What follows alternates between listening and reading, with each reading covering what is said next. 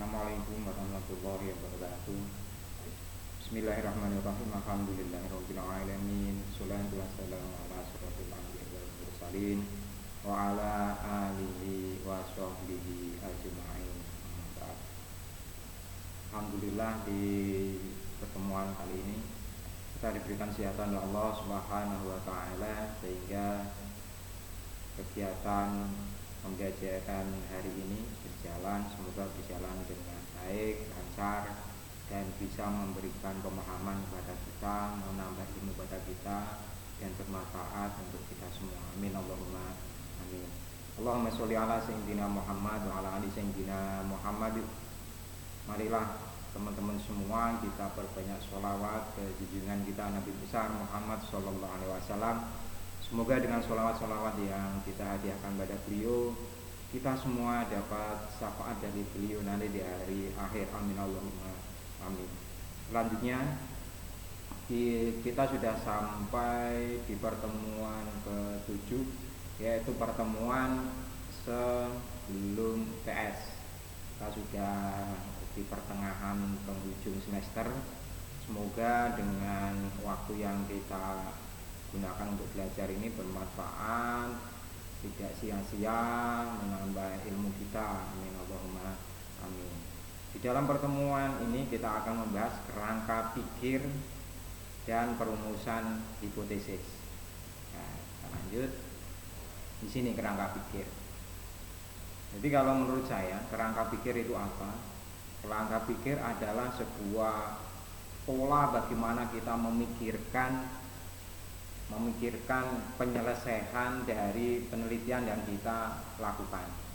Jadi bagaimana kita akan menyelesaikan, akan melihat permasalahan ini, ya, kemudian bagaimana nanti harapan dari endingnya, seperti itu.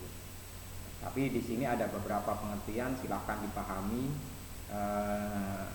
Saya akan bacakan di sini bahwa kerangka pemikiran di sini adalah suatu diagram yang menjelaskan secara garis besar alur logika berjalannya sebuah penelitian. Jadi ini adalah alur logika si peneliti. Ya, nanti pertama kali akan dilihat pengaruh ini ke pengaruh ini, ya, pengaruh X1 ke pengaruh X2, pengaruh X3 ke pengaruh X1 ke pengaruh Z, pengaruh X2 terhadap Z, pengaruh X3 terhadap Z, dan lain sebagainya. Nanti akan lihat biar kita kerangka. Yang namanya kerangka di sini adalah gambar, ya, gambar. Kemudian dijelaskan juga di bawah ini kerangka pemikirannya dibuat berdasarkan pertanyaan penelitian. Jadi rumusan masalahnya di mana? Bagaimana pengaruh? Misalkan di sini ada gambar di sini, ya. Ada variabel independen software development metodologi, dan variabel dependennya adalah developer productivity. Ada satu lagi untuk variabel independennya development team size. Jadi bagaimana pengaruh software development metodologi terhadap developer productivity dari pertanyaan di rumusan masalah seperti itu. Makanya di sini akan muncul gambar software development metodologi mengarah ke developer productivity. Begitu juga untuk development team size mengarah ke developer productivity. Jadi ada dua pertanyaan yang muncul di rumusan masalah, akhirnya digambarkan seperti ini. Dan mempresentasikan suatu himpunan dari beberapa konsep serta hubungan di antara konsep-konsep tersebut. Jadi untuk menggambarkan hubungan di sini di mana? Jadi ditunjukkan apa di sini? Kalau melihat dari gambar ini, ya, salah satu kita bisa melihat hubungan tersebut dari sini. Dari arah anak panah di sini. Jadi arah anak panah di sini. Kalau ini regresi pengaruh, itu anak panahnya adalah searah, satu. Ya, ini juga. Jadi ini pengaruh, mempengaruhi. Jadi variabel bebas mempengaruhi variabel terikat. Tetapi kalau hubungan itu anak panahnya bolak-balik. Jadi ada yang ke arah ke Z juga ke arah ke X. Jadi saling berhubungan. Yang namanya hubungan itu kan yang si A memberi, si B juga memberi. Jadi ada hubungan timbal balik di sini. Tapi kalau pengaruh mempengaruhi itu adalah searah, digambarkan di sini. Selain itu bisa dijelaskan dari di sini dari huruf H1 H2. Jadi H1 H2 ini bagaimana jenengan menjelaskan hipotesis atau kesimpulan yang jenengan harapkan. Jadi ada hipotesis 1, ada hipotesis 2. Jadi yang namanya hipotesis itu apa? Nanti kita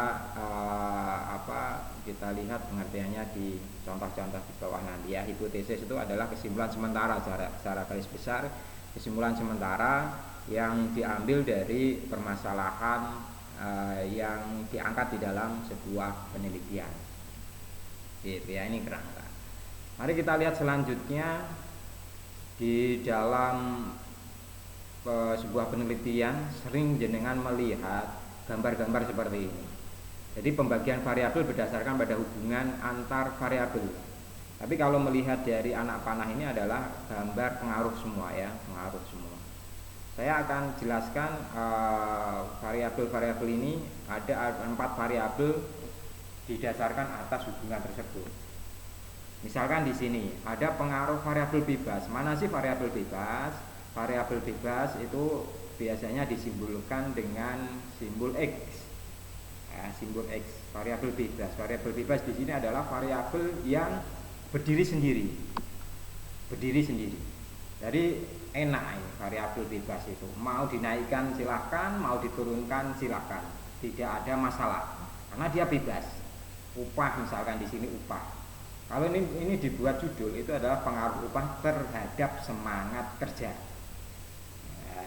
Tapi kalau ini yang namanya variabel tergantung atau variabel dependen, semangat kerja ini muncul. Jadi tidak langsung bim salah bim muncul. Seseorang punya semangat itu ada unsur, ada faktornya. Kenapa dia semangat? Nah, kenapa dia semangat ya? Di sini dicontohkan ada variabel upah yang mempengaruhi. Upahnya tinggi. Diiming-imingi dengan upah, artinya dia semangat untuk bekerja. Itu variabel tergantung. Dan variabel tergantung itu bisa naik kalau upahnya juga akan naik. Begitu juga sebaliknya, kalau semangat kerja ini akan turun, kalau upahnya juga akan turun. Nah, gitu ya. Jadi, tapi kalau yang variabel bebas, ini dia bebas, tidak berdasarkan semangat kerja, bukan ya.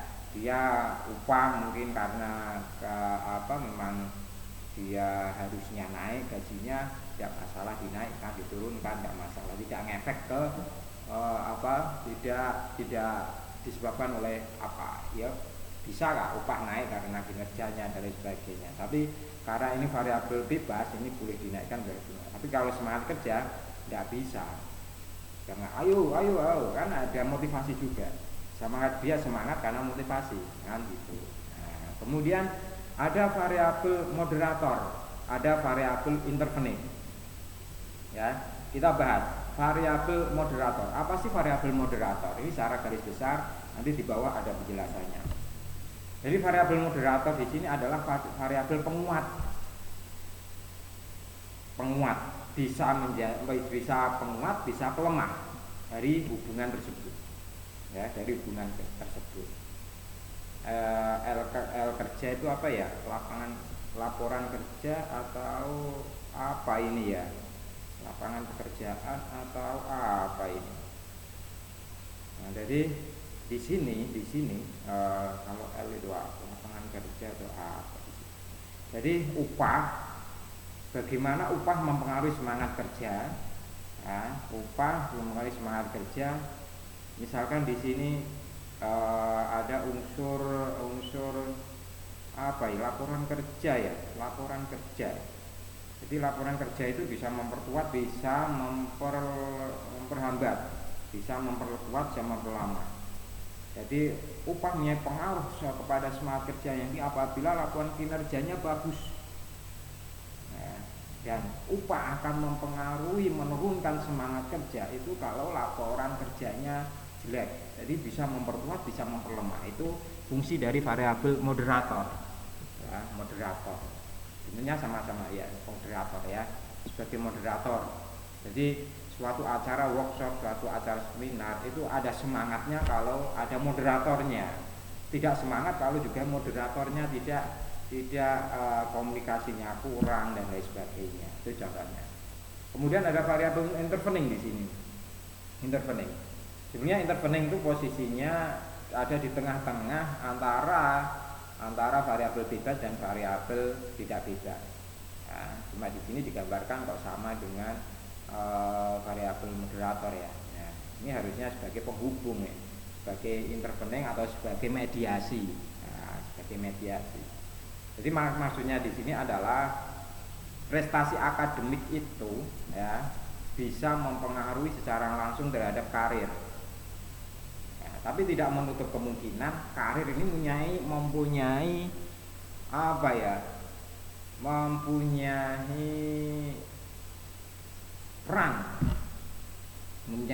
di sini, mempunyai peran. Jadi prestasi sebuah karir itu harus melewati nasibnya dulu. Tapi ini menurut saya kurang pas. Contoh yang pas, jadi menentukan variabel intervening, menentukan variabel moderator itu harus dipikirkan. Ya, harus dipikirkan. Jadi kalau kalau variabel moderator itu adalah variabel yang sifatnya global. Misalkan IT, ya, perubahan IT itu kan secara global. Bisa tidak IT itu meningkatkan atau bisa juga menurunkan dari kinerja seseorang? Bisa kan? Itu secara global harus memilih variabel yang tepat dijadikan sebagai variabel moderator atau apa. Jadi kalau dari hasil mungkin ilmu yang saya peroleh, moderator itu adalah diambil dari variabel yang sifatnya global dan kita tidak bisa untuk mengendalikan variabel tersebut. Kemudian untuk variabel intervening itu adalah variabel sebagai penghubung. Jadi variabel Z itu akan muncul apabila dia melewati variabel intervening. Contoh yang paling mudah yaitu orang akan misalkan judulnya seperti ini, pengaruh produksi, pengaruh jenis produk atau pengaruh pelayanan terhadap loyalitas pengunjung melalui kepuasan pengunjung itu ya, melalui kepuasan. Jadi dimediasi oleh kepuasan. Jadi maksudnya apa di sini? Maksudnya adalah seseorang loyal. Misalkan yang dikatakan loyal itu yang bagaimana? Dikatakan loyal itu dia akan beli lagi, dia akan menyampaikan informasi yang baik terhadap toko tersebut kepada orang lain, mengajak orang lain untuk belanja di sana. Itu loyal. Dan orang yang loyal itu tidak mungkin kalau dia tidak puas, gitu loh. Jadi dia akan loyal itu apabila dia puas dulu. Makanya di sini posisi puas itu ada di variabel intervening, ada di tengah. Paham? Bedanya antara variabel moderator sama variabel intervening. Tapi mohon maaf ini gambarnya harusnya beda ya, harusnya beda. Oke, kita lanjut supaya lebih jelas lagi. Ini kerangka pikir variabel tadi, pengaruh antara variabel independen terhadap variabel dependen. Di sini jenengan nanti akan melihat beberapa contoh di Google, di penelitian dan lain sebagainya, gambarnya seperti ini. Boleh. Ya, gambarnya seperti ini. Maksudnya apa? Di sini maksudnya coba dilihat, ini ada yang komplit mana? Kalau menurut saya yang komplit yang paling bawah di sini, ya paling bawah. Jadi di sini antara pengaruh stres terhadap kepuasan ditujukan dengan ini ya. Kemudian ada hipotesisnya jelas, pengaruh positif atau negatif. Ya, jadi stres ini mempunyai pengaruh negatif terhadap kepuasan pegawai kalau dilihat dari kerangka ini. Jadi langsung terlihat pengaruhnya apa. Jadi ini juga akan menuju ke hipotesis.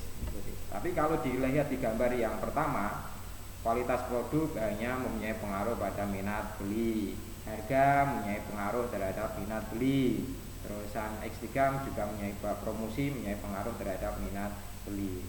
Ya, Nah, di sini ada gambar kotak yang ada di sini yang melingkupi semua, itu maksudnya secara bersama-sama.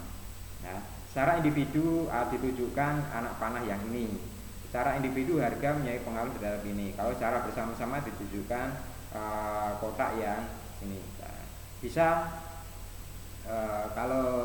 kalau ini tidak ada yang secara bersama-sama, gitu ya. Ada 4 hipotesis, tapi hipotesis yang keempat adalah X1. Ini maksudnya mungkin itu ya, karena di sini sudah ada ini sudah, kenapa di sini ini maksudnya juga sama, cuma di sini menurut saya kurang ada anak panah di sini atau garis-garis di sini untuk menuju kebersamaan. Nah, ini yang paling bawah ini menurut saya sudah komplit, yang membedakan mana yang secara individu dan mana secara bersama-sama, mana secara parsial dan mana secara simultan. Ya, secara simultan ditujukan garis putus-putus. Ya. Terus perlu diingat kenapa di hipotesis keempat ini tidak ada positif negatif. Ya. Yang namanya uji F itu tidak ada pengaruh positif, pengaruh negatif tidak ada. Ya. Adanya adalah dia mempunyai pengaruh secara bersama-sama itu signifikan atau tidak, hanya gitu saja. Tapi kalau di uji T secara parsial, uji hipotesis T itu ada pengaruh positif, ada pengaruh negatif. Gitu ya. Kenapa di sini yang di atas ada negatif positif ya. Jadi nanti kalau digambarkan kerangka seperti ini, nanti hipotesisnya harus pola pikirnya pola pikir negatif. Negatif di sini bukan buruk, bukan. Ya, bukan buruk, itu bukan, cuma arah. Kalau stres itu naik, orang stres itu naik, logikanya seperti itu, akan mempengaruhi menurunnya dari kepuasan pegawai. Nah, itu dia pengaruhnya berbanding terbalik, negatif itu. X naik, Y turun. Kemudian yang lingkungan kerja ini kan pengaruh positif terhadap kepuasan pegawai. Lingkungan kerja itu terdiri dari lingkungan kerja internal, lingkungan kerja eksternal.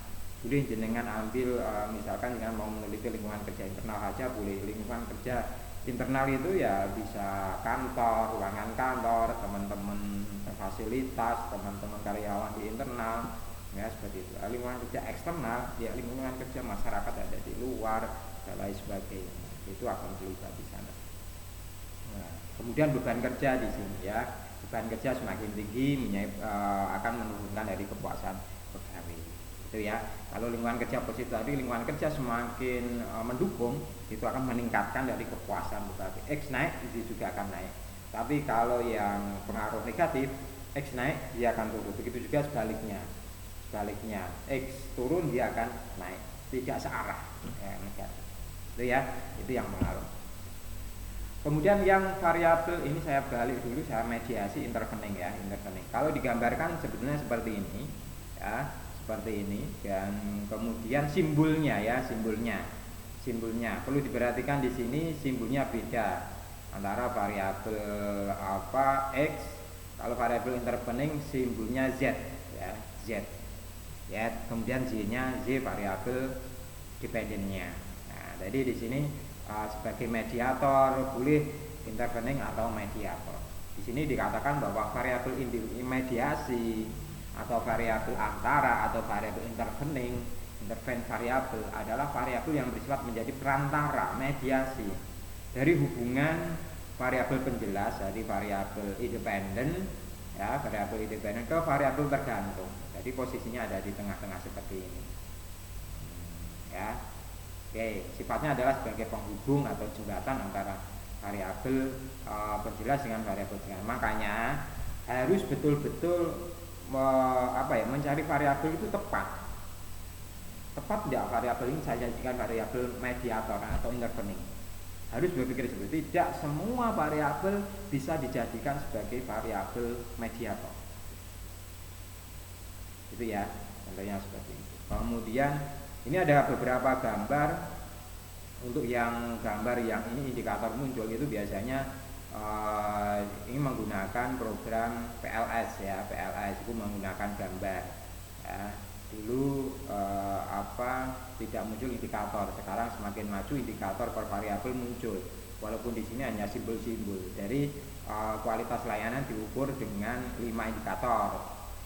Motivasi mahasiswa diukur dengan 3 indikator, kepuasan mahasiswa diukur dengan 6 indikator, loyalitas mahasiswa diukur dengan 4 indikator. Jadi kalau intervening ini ya, kalau intervening ini misalkan loyal ya. Jadi orang loyal itu pasti melewati kepuasan mahasiswa. Bisa tidak orang loyal tidak puas? Ya dilihat dari apa ini nanti hasilnya. Masa enggak loyal dia enggak puas kok dia kembali lagi. Bisa jadi ini adalah sebuah kebutuhan. Jadi sebuah kebutuhan yang harus memang di situ, adanya di situ. Ya. Misalkan jenengan tidak puas dilayani di BRI satu kecamatan kan satu. Mau tidak mau jenengan di situ walaupun jenengan tidak puas. Nah, ini cara langsung boleh. Tapi secara teori orang loyal itu pasti puas dulu, ya puas dulu. Oke, itu variabel mediasi atau intervening. Ya. Kemudian yang moderasi disimpulkan dengan M, ya maksudnya ya moderasi itu ya. Jadi bisa dibaca di sini variabel yang berzat bisa memperkuat dan memperlemah pengaruh variabel penjelas independen terhadap variabel tergantung. Misalkan di sini pas tidak gejolak pasar. Tadi saya sampaikan untuk menentukan variabel moderator, variabel yang global yang kita tidak bisa mengendalikan. Ya, misalkan di sini strategi pemasaran, pengaruh strategi pemasaran terhadap kinerja pemasaran yang dimoderasi oleh gejolak pasar. Siapa yang bisa mengendalikan gejolak pasar? Tidak bisa. Pasar mau responnya begini. Yang menyesuaikan itu adalah perusahaan, bukan pasar. Pasar tidak mau produk jenengan, jangan salahkan pasarnya. Jenengan harus melakukan analisa pengembangan terhadap produk-produk jenengan, kan seperti itu. Nah, tidak bisa jenengan mengendalikan pasar, gejolak pasar itu tidak bisa. Ya, perlu diperhatikan lagi untuk memilih variabel moderasi harus tepat. Jangan jenengan asal memasukkan nanti ditertawakan orang. Itu ya. Oke. Tapi ini biasanya kalau jenengan kepengen berkembang seperti ini. Dalam penelitian biasanya kan untuk S1 pengaruh ini terhadap pengaruh ini. Jadi kalau ingin berkembang silakan tambahi variabel moderasi ya, atau jenengan bisa menambahi variabel intervening supaya naik kepengin mencoba gitu ya. Nah, lanjut. Juga ada kerangka pikir yang seperti ini. Kerangka pikir tadi saya sampaikan kerangka pikir bagaimana kita mempunyai pola pikir untuk menyelesaikan permasalahan tersebut. Jadi tidak harus karena yang penelitian kan tidak hanya pengujian hipotesis saja. Ya, misalkan di sini ada judul seperti analisis tingkat kesehatan perusahaan menggunakan perhitungan Z-score. Jadi ini aplikatif ya, aplikasi menerapkan Z-score untuk menghitung tingkat kesehatan perusahaan. Tidak ada variabel pengaruh X terhadap Z. Jadi pola pikirnya seperti ini. Nah, kerangka pikirnya. Jadi nanti saya jelaskan untuk yang ini. Dari peneliti itu nanti akan memperoleh laporan keuangan dari perusahaan yang akan diteliti atau beberapa perusahaan go public misalkan bisa ya. Kemudian menggunakan apa untuk menganalisa kesehatan di sini, yaitu menggunakan rumus Z-score. Z-score itu akan muncul 5 variabel, 4 variabel ya. X1, X2 ini nanti akan dihitung masing-masing secara rinci. Bukan ini adalah variabel X, bukan variabel Y, bukan ya. Tapi ini adalah alat ukur bagaimana akan melihat kesehatan dari perusahaan tersebut ya melalui yang menggunakan laporan keuangan. Kemudian dari hasil perhitungan Z-score tersebut akan dilakukan analisa. Apakah ada analisis ya? Apakah ada perusahaan yang mengalami kesehatan, ada perusahaan yang bangkrut, ada perusahaan yang gimana gitu ya. Kemudian terakhir adalah pengambilan kesimpulan. Tidak terlihat ya. Jadi yang paling ini adalah pengambilan kesimpulan. Jadi kalau ini sesuai pola pikir para peneliti sendiri. Tapi ya harusnya sinkron urut ya, jangan asal buat. Nah, seperti ini ada kerangka seperti ini, judulnya apa ya? Jadi kalau ini akan melihat pembangunan pertanian, ya, pembangunan pertanian yang akan akan dilihat sampai ke pendapatan keuntungan. Kalau bisa dijelaskan, nanti arahnya adalah akan pembangunan pertanian yang ada sebuah desa itu akan dilihat dari subsektor dan pangannya. Apakah pertanian tersebut masuk ke sektor pangan atau sektor industri dan lain sebagainya. Jadi yang pertanian industri misalkan apa ya, slab dan lain sebagainya. Kalau pangan ya memang dia akan dihasilkan untuk hanya pangan saja. Tapi ini akan melihat usaha tani padi, khusus padi, ya, khusus padi. Kemudian dari padi ini akan diproduksi, kemudian akan dihitung biaya produksinya. Jadi akan menghitung pendapatan dari usaha tani. Mungkin seperti itu ya judulnya. Ya, kemudian dianalisa, kemudian disimpulkan pendapatan, dapat untung atau ruginya, seperti itu. Ya, itu silakan untuk kerangka berpikir jenengan bisa berkreatif untuk membuat kerangka pikirin jenengan masing-masing. Soalnya di perumusan hipotesis. Ya, perumusan hipotesis yang perlu dipegang adalah ada 3. Jadi di rumusan hipotesis harus ada 3 ini, harus ada 3 unsur. Pertama teori, kedua logika, kemudian penelitian terdahulu. Jadi hipotesis itu apa? Hipotesis itu adalah ini contohnya. Bukan ya. Oh, enggak. Jadi hipotesis itu nanti ada contoh yang saya share di sini. Apa pengertian itu? Yang pasti hipotesis itu adalah kesimpulan sementara yang diambil oleh peneliti, ya. Kesimpulan sementara yang diambil oleh peneliti dari perumusan dari masalah yang dihadapi. Jadi sudah punya gambaran hasilnya. Sudah punya gambaran hasilnya. Oh, misalkan kepuasan mempunyai pengaruh positif terhadap loyalitas. Jadi jenengan harus cari teorinya dulu. Kepuasan itu apa sih? Cari teori kepuasan adalah bla bla bla bla bla. Sumbernya dikasih. Kemudian logika. Dilogikakan di sini adalah hubungan atau pengaruh antara kepuasan terhadap loyalitas.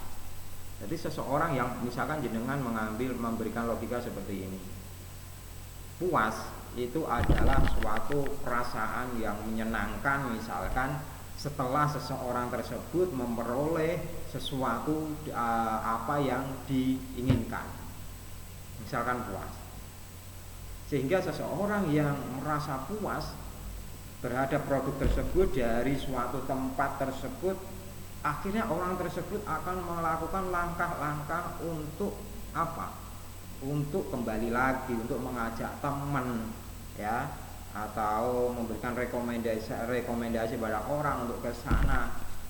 Ya itulah, itu namanya pengaruh logika seperti itu. Kemudian penelitian terdahulu. Dari hasil penelitian si A ditujukan si B, si A, si C bahwa hasil penelitiannya menunjukkan kepuasan mempengaruhi secara positif terhadap loyalitas. Jadi kalau pola pikirnya jenengan itu pengaruh positif, logikanya juga positif, kemudian penelitian yang terdahulu harus positif, tapi harus signifikan.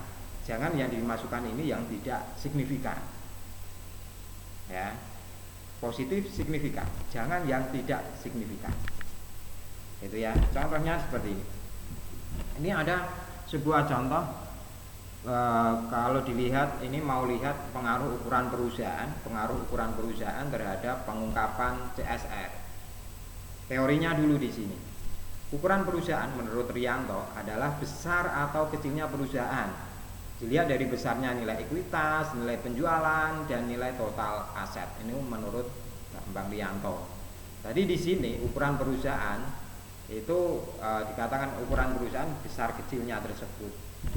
Dan bisa dilihat dari nilai ekuitasnya, modal sendirinya, nilai penjualannya.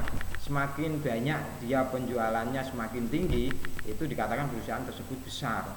Kemudian nilai total aset, perusahaan yang memiliki aset yang miliaran pasti dikatakan besar dibandingkan dengan perusahaan yang hanya memiliki ratusan juta. ya kan? Nah, kemudian di logika, jenengan mau melihat pengaruh apa di sini? Dilogikakan. Kalau di sini pengaruh ukuran perusahaan terhadap pengungkapan CSR. Ini logikanya seperti ini. Perusahaan yang besar itu memiliki aktivitas yang besar dan kompleks, memiliki dampak yang besar bagi masyarakat, ya kan? Dampaknya apa? Ya dampaknya mungkin bisa bising, bisa polusi, bisa apa dan lain sebagainya, ketidaknyamanan masyarakat terhadap apa jalan yang dilewati perusahaan tersebut dan lain sebagainya, sehingga memiliki shareholder yang banyak, pihak-pihak yang berkepentingan itu banyak, serta mendapatkan perhatian yang lebih banyak dari kalangan publik. Pasti masyarakat akan memperhatikan perusahaan tersebut. Perusahaan tersebut besar, kok tidak pernah ngasih THR, tidak pernah ngasih apa ya, dan lain-lain sebagainya untuk lingkungan dan lain sebagainya. Akhirnya apa? Maka dari itu perusahaan besar mendapat tekanan lebih untuk mengungkap tanggung jawab sosial. Jadi semakin besar perusahaan, dia akan melakukan apa?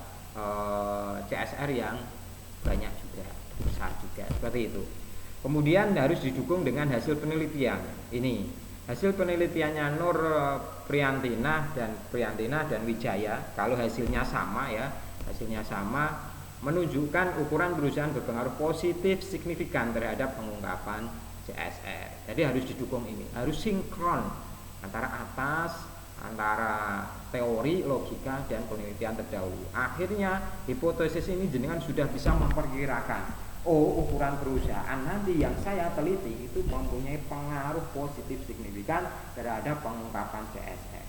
Walaupun ini belum dilakukan penelitian, ya, tetapi logikanya, teorinya ada, logikanya jenengan masuk, hasil penelitian sudah banyak yang mendukung, ya, dan banyak yang mendukung. Kemudian bisa merumuskan. Terus seandainya ada pertanyaan, misalkan ada beberapa pertanyaan yang negatif, Pak, perlu dimasukkan di sini enggak? Negatif signifikan. Tidak usah, karena pola pikirnya jenengan sudah jelas yang positif. Ya, positif. Kalau jenengan dimasukkan di sini, nanti pola pikirnya jenengan tidak jelas. Ini mau ke positif, mau negatif. Terus kalau mau melogika pun juga tidak jelas. Gitu ya, tidak jelas. Oke, itu contohnya. Jadi terima kasih, thank you, matur suwun atas perhatiannya. Inilah yang bisa saya sampaikan sampai di UTS ini.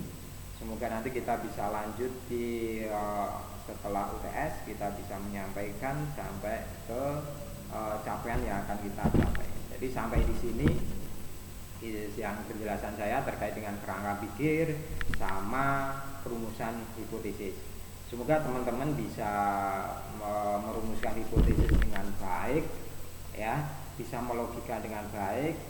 Kalau jenengan bisa memberikan logika, memberikan rumusan hipotesis yang tepat, insya Allah jenengan paham betul apa yang jenengan teliti tersebut.